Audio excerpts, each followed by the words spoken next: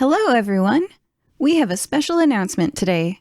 Tom Maygrove has written a full novel-length adaptation of the Fire-Breathing Kittens podcast adventure, Masquerade Madness. This is great news. Now, you can find a comfy spot and experience this ballroom cat burglary mystery as written word. If you want to help Fire-Breathing Kittens out, please pick up a promotionally free ebook copy of Masquerade Madness between July 16th and July 20th, 2022. After that time window, the ebook will return to normal price. We would really appreciate it if you could get a copy and leave a 5-star review. Thank you. The link is amazon.com/D as in dog, P as in pumpkin, / and these are all capital from now on, B as in ballroom, 0, B as in ballroom, 6, B as in ballroom, 8, T as in toy, R as in Roomba, K as in kangaroo, and then the number 2. Here is the back of the book, and then a brief excerpt. I'll read you Chapter 1. The back of the book. High society has been percolating for hundreds of years. A cat burglar is on the prowl. At tonight's masked birthday gala, a pacifist, a hedonist, and a cat walk into a mansion. Here is a brief excerpt. Masquerade Madness, Chapter 1. Rain, Cloud, Moonglow, Fire-Breathing Kittens, Guild Hall, Saturday afternoon. It was early afternoon in the Fire-Breathing Kittens Guild Hall, and drinks were flying off the bar at an incredible speed.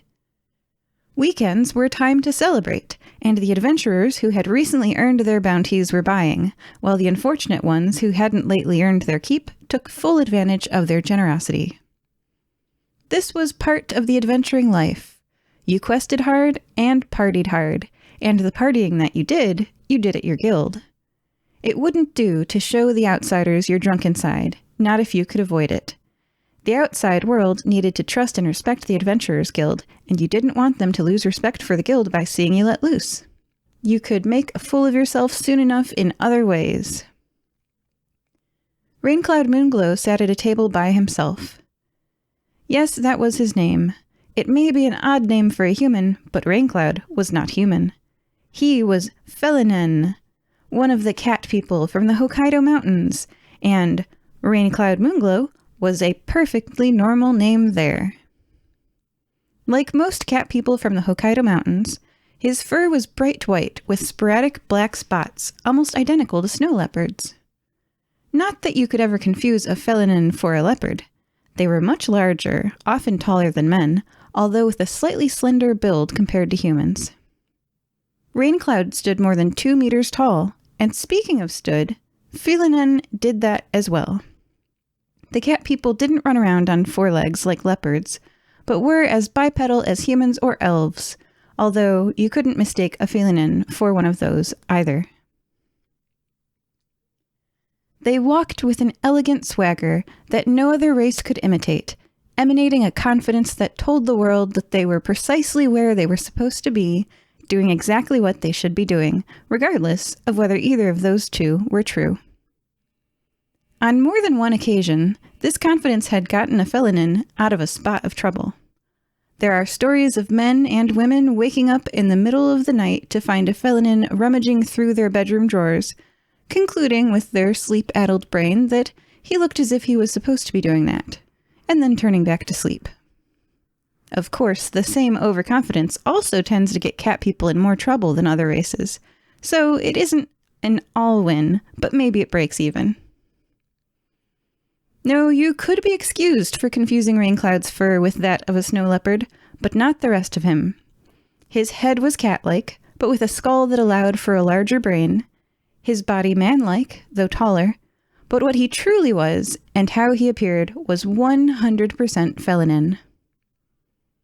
Since he came of age, Raincloud had traveled the realms of the world of Draws, driven by an insatiable curiosity rarely seen outside the cat people.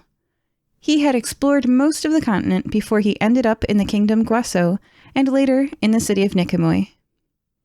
It was by pure coincidence that Raincloud Moonglow had joined the Fire-Breathing Kittens Guild. He had spotted a group of adventurers sneaking down a dark alley and had decided that it would be pretty interesting to sneak after them to see what they were up to.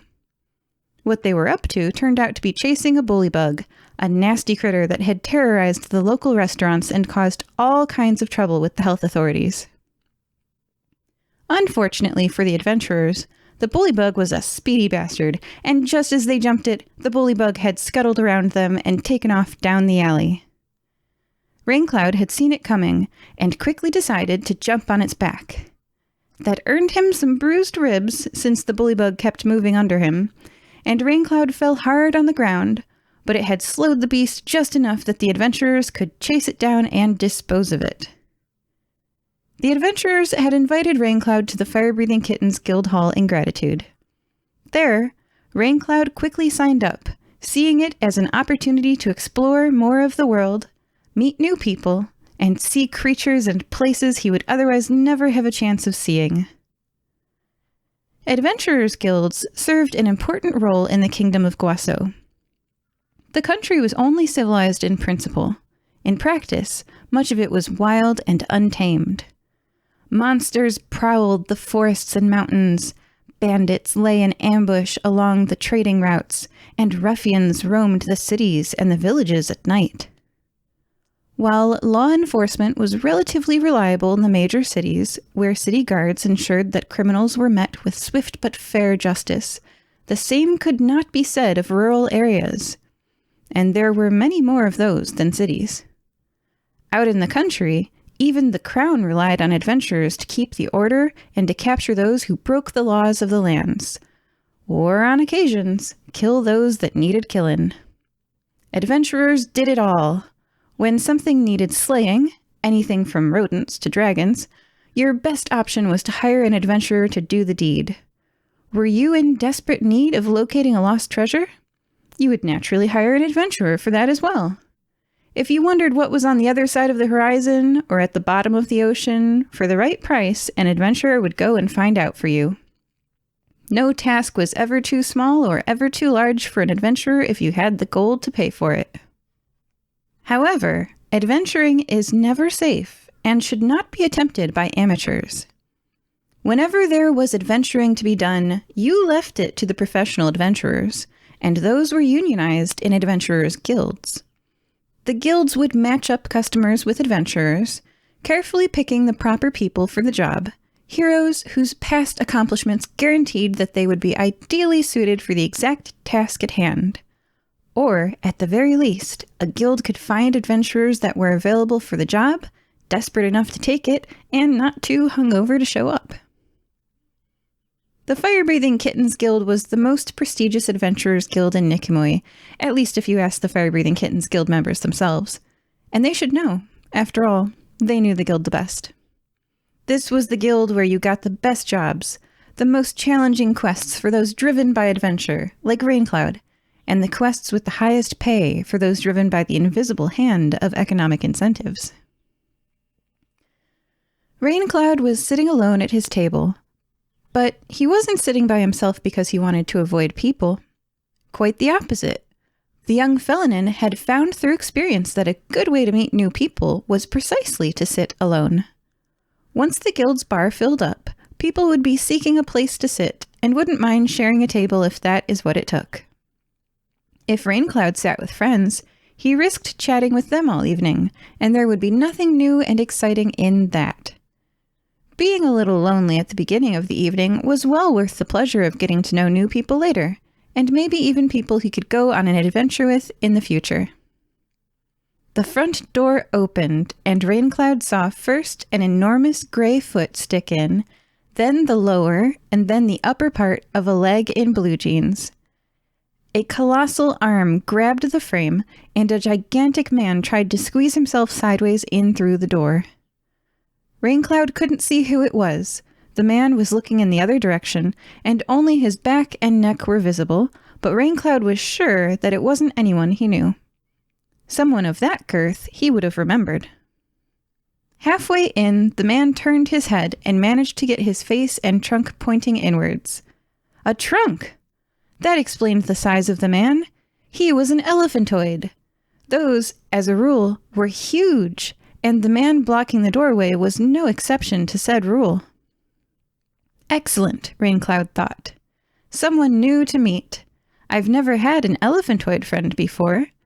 This would turn out to be a wonderful afternoon, he just knew. The elephantoid was wiggling his way through the door as Raincloud got to his feet, the felinin's snow-white fur rising slightly in excitement. He intended to go over there and give a helping hand, thus introducing himself as the friendly creature he knew he was. Just before Raincloud got there, however, the stranger managed to pop himself through the door.